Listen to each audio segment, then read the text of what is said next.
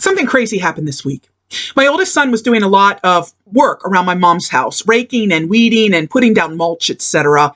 He decided to burn the leaves and the extra brush rather than bagging it. I'll save the environmental message for another day. So he got a metal garbage can from the round back, moved it out to the patio, and filled it with brush. He then put some gasoline on it and lit it on fire. In the meantime, things were going well. He was walking around picking things up, proud of his work. And then my son tripped on a shovel. As he was falling, he threw out his hand, catching it on a branch protruding from the garbage can, the other end of which was on fire. In the meantime, as that burning branch was flying through the air, my son, stumbling, kicked over the gas can, spilling gas everywhere. The branch landed in the gas, catching the pool of gas on fire, as well as the gas can.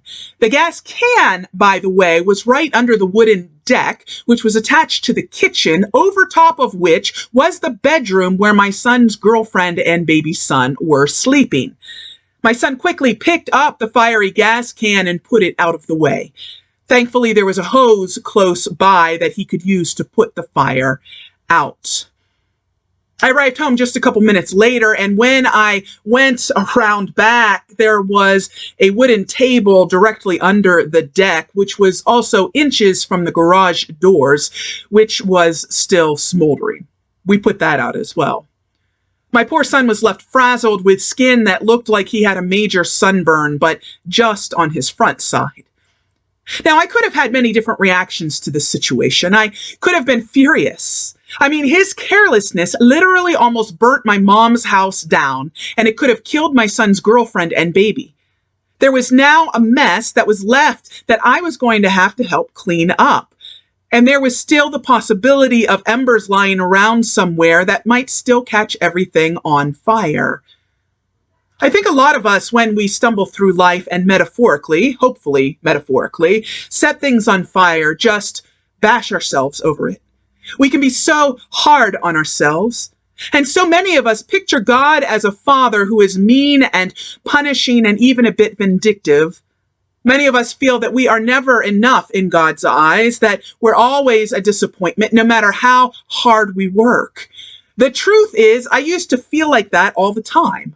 I used to feel like God was just sitting up there thinking, so what's Katrina going to mess up next? But over time, the more I've gotten to know our triune God, the more I've come to understand that that is the absolute opposite of who and what God is. And arguably, what changed is when I had kids. I didn't even know so much love could exist until I sat there holding them in my arms, singing over them, and looking longingly into their eyes. When I saw the mess that my son had made the other day, not one spark of anger came out of me. My first thought was to whether anything was still on fire, because time-wise, that was the most immediate concern. But then all of my attention went toward my son, to see if he was okay, physically, mentally, and emotionally. When I thought of what could have happened, it was love that poured out from me. 1 John 4:9 and 10 says this, "This is how God showed his love among us.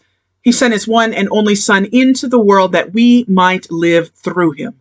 This is love, not that we loved God, but that he loved us and sent his Son as an atoning sacrifice for our sins." God's love isn't about us and our ability to do things. God's love is solely about God, who and what God is, which is essentially love. To love is who and what God is. God knew before ever thinking of creating us what a bunch of mess-ups we would be. And yet God created us anyhow. And God wanted and wants to be in relationship with us anyhow. What a powerful thing that is. And we are simply called to receive that love, to love back, and to share that love with others. So when we mess up, fall down, and catch things on fire, God is not angry. God is there to comfort us, to heal us, and to strengthen us to continue on. So the next time you almost catch your house on fire, don't beat yourself up too hard. Get the hose, clean up your mess, and expect God to keep on working on you and in you. To God be the glory.